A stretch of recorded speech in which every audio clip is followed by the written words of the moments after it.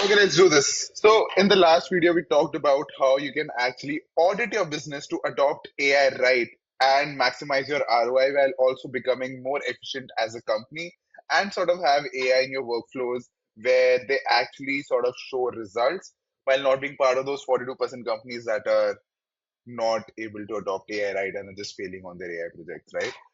So, before we start automating, we need to know what we are fixing. So, this is the step one of AI readiness audit to see if you're ready to adopt AI or not, is to identifying your repetitive tasks.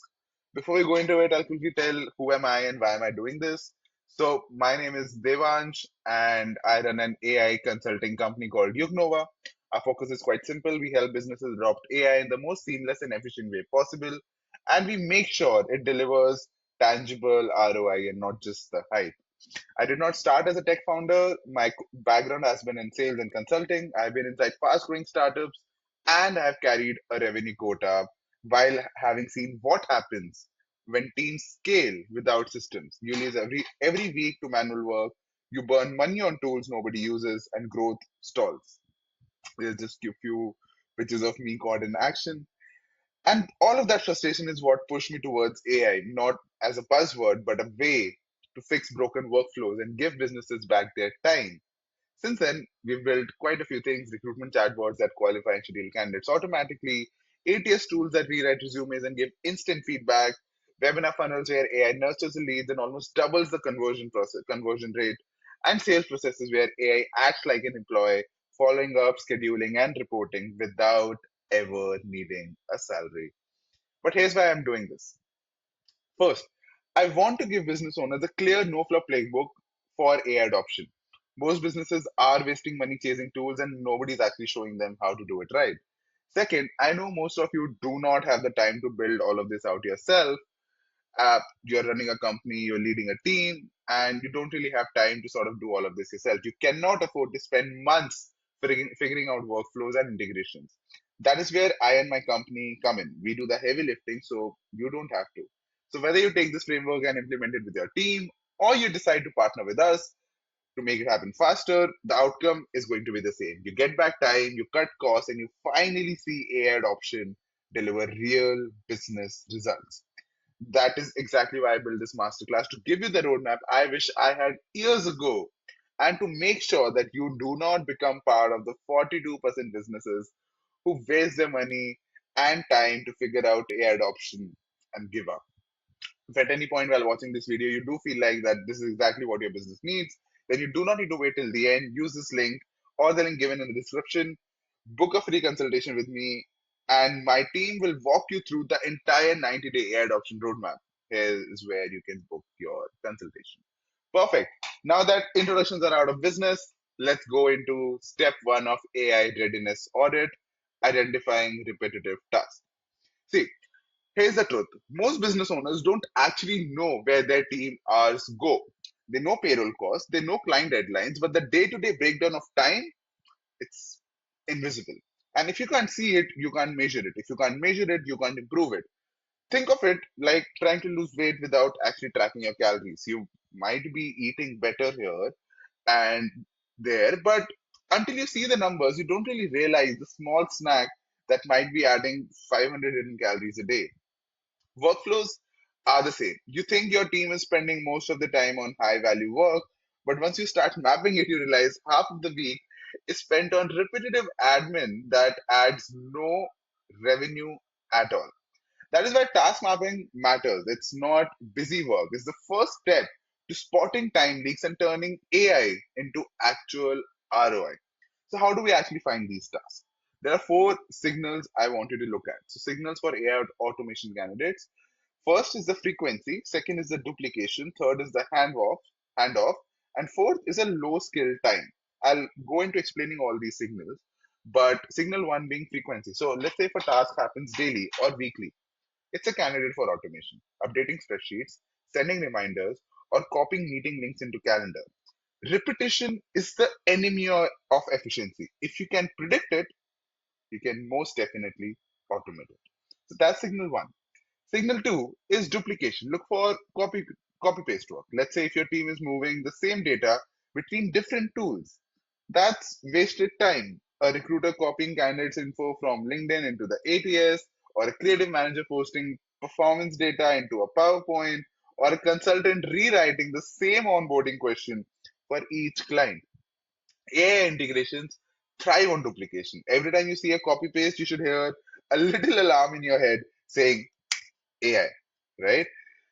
Signal three is handoffs.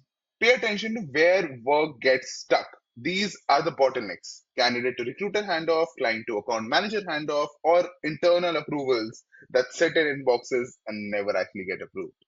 Handoffs create friction, they delay revenue, and they almost always involve repetitive back and forth communication. And fourth signal is a low skill time. Finally, ask where your highest paid people are doing the lowest value work. $100 an hour consultant is typing call notes. Not good.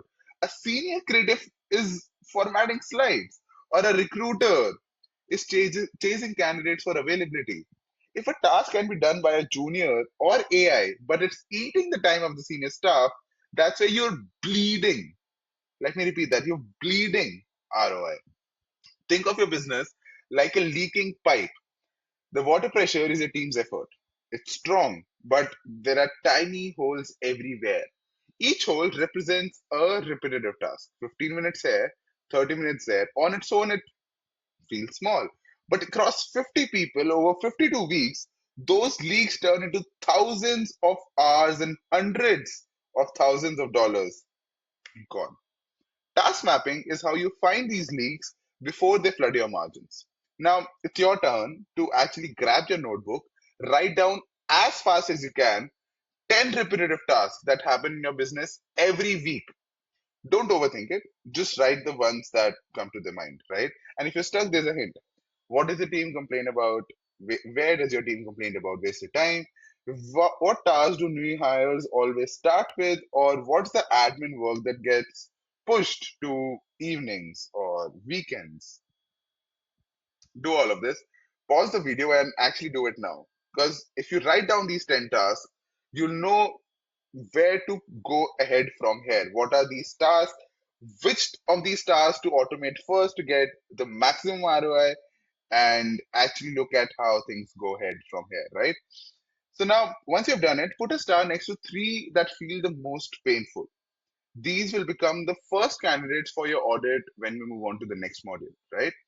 So here's what you need to take away from here. Repetitive tasks hide in plain sight. You'll find them in tasks that are frequent, duplicated, stuck in handoffs, or wasting a senior's time.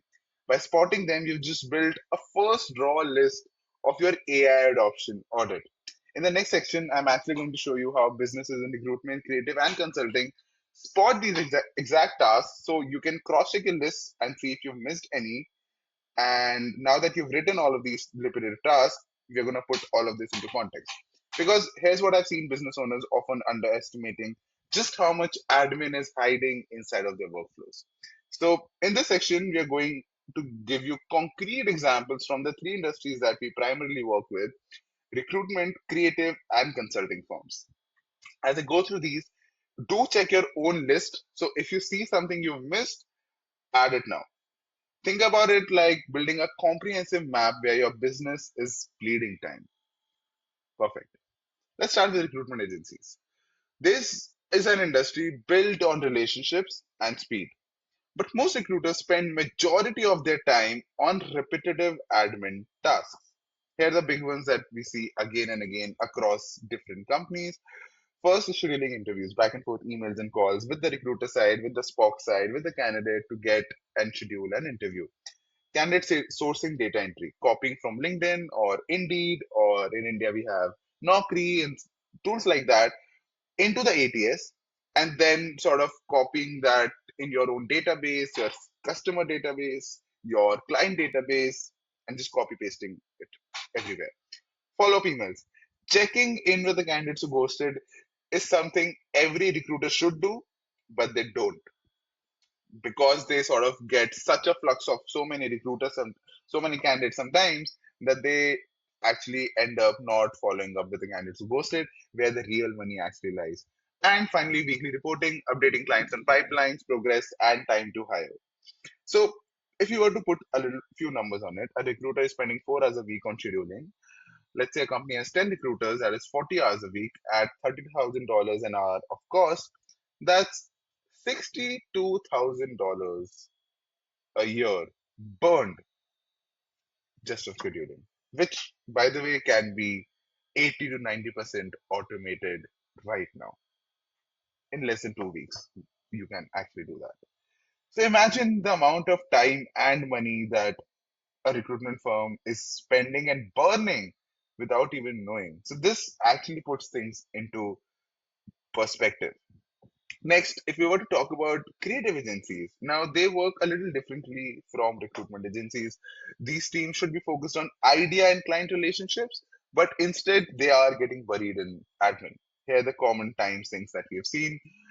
First is the campaign reports, pulling data from different platforms into a slide deck. So we did a campaign on LinkedIn, we did a campaign on Facebook ads, we did a campaign on YouTube. Bring all of that, let's create a proposal, let's create a presentation.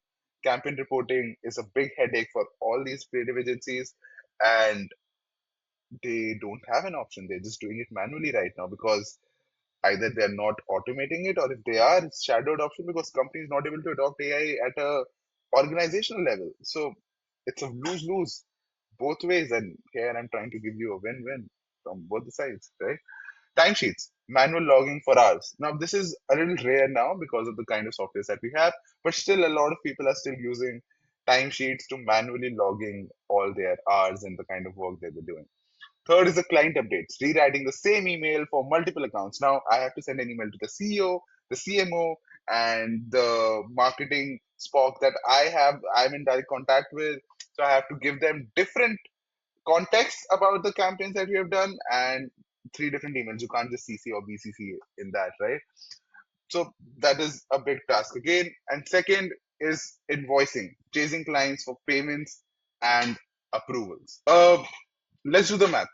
Say an account manager spends 5 hours a week on reporting and it has five people doing the same task, which is 24 hours, and an account manager's cost of $40 an hour, that's $52,000 a year gone just on one repetitive workflow. Again, most creative agencies don't really sort of understand this or see it from a bird's eye perspective where these small leakages are and how much money would they be actually spending and burning on tasks that can be easily automated. And that is what genuinely breaks my heart because I see businesses that want to thrive, that are ambitious, that have a good team, but they're only limited by what they can do and the fact that they're not able to actually leverage this amazing technology that is AI for their benefit, because obviously you need to have a certain level of skill to be able to do it right, and they just end up doing it manually. That I don't want to go through that pain of actually learning AI and then implementing it. I'll just keep doing it manually and I'm okay being mediocre. Why are you okay being mediocre? That it just breaks my heart. I mean, I when I talk to business owners, I am so passionate about actually seeing and understanding all the different kinds of businesses because I just enjoy knowing about businesses. But then when I go deeper and I see the kind of mistakes that their team is doing or the kind of systems that are broken inside of this companies seem very obvious to me or might seem very obvious to any other outsider, but when you are in a business you don't see what's happening around you because you're so involved in getting it off the ground. I mean, there might be a lot of systems that might be broken in my company myself, but an outsider might be able to give me such a better perspective than me giving it to myself.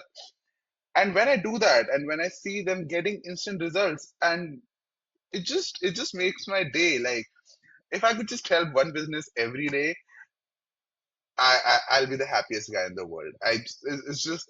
Uh, I don't even know how to sort of put this into words. And I know I'm going a little off script here, but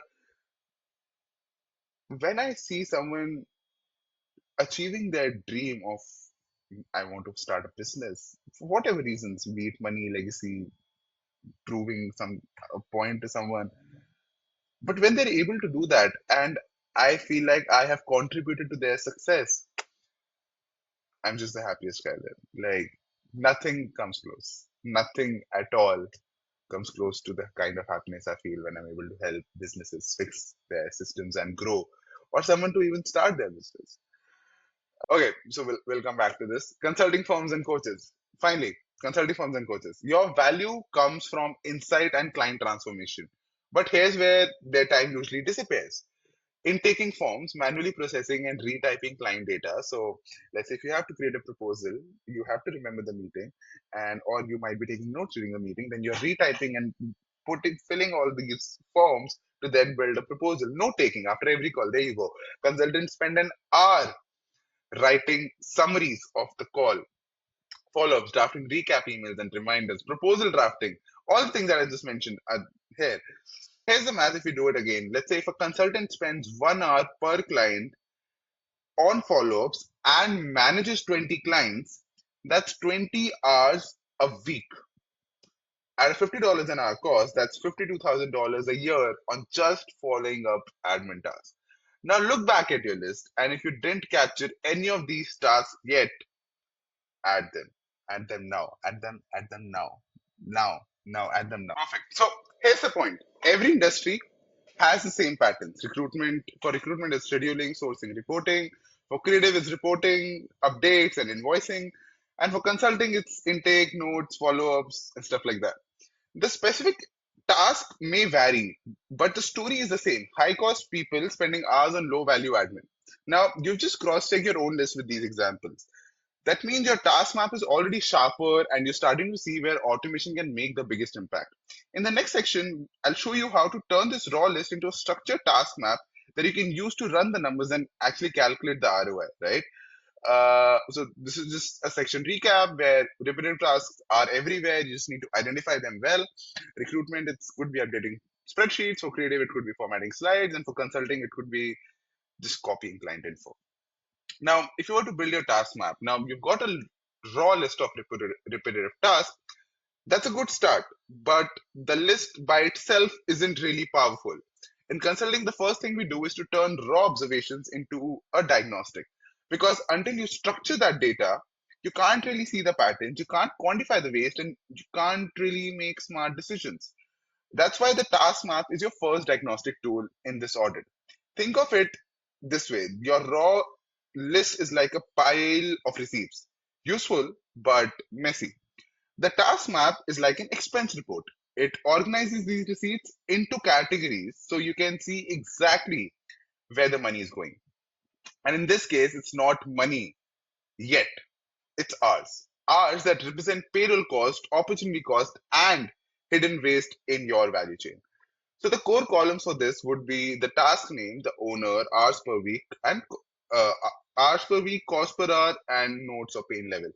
Obviously, we have sort of perfected and built a lot more things in this map, but I'll just talk about these things for now, right? So task name is what is the activities, scheduling, reporting, onboarding, stuff like that. Owner, who usually does it. This is where you'll see the opportunity cost, expensive people doing low value work. Hours per week, rough estimates. This is how you'll spot 20% of the tasks that are eating 80% of your time, and that's everywhere. Cost per hour, attach a number. Even an estimate makes the hidden payroll drain actually visible to you guys. Once you fill these in, you're not just listing admin anymore, you're diagnosing your value chain at the task level. Some tasks might be creating client value, others just support it, but mapping helps you separate the two. So let's walk through an example.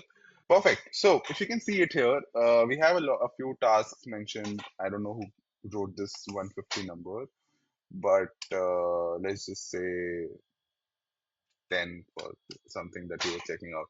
Anyways, so let's say if you were to take a new thing, interview scheduling as an example, the owner is a recruiter, and there are 5 recruiters in a company. They're probably spending 6 hours per week. Their cost per hour is $30. Interview scheduling is supporting value. It's not exactly creating value, but it supports value. It is a high cost and high pain thing. No proper flow for follow-ups. The weekly cost is $900. The monthly cost is $3,900, and the annual cost is $46,800. Look at this. And this is just one task. If you start mapping it for each and every task for yourself, you'll actually see the kind of results and money that you're spending on things that are can be automated essentially that don't really need such a high level recruiter who is $30 an hour cost to be spending his or her time on scheduling interviews.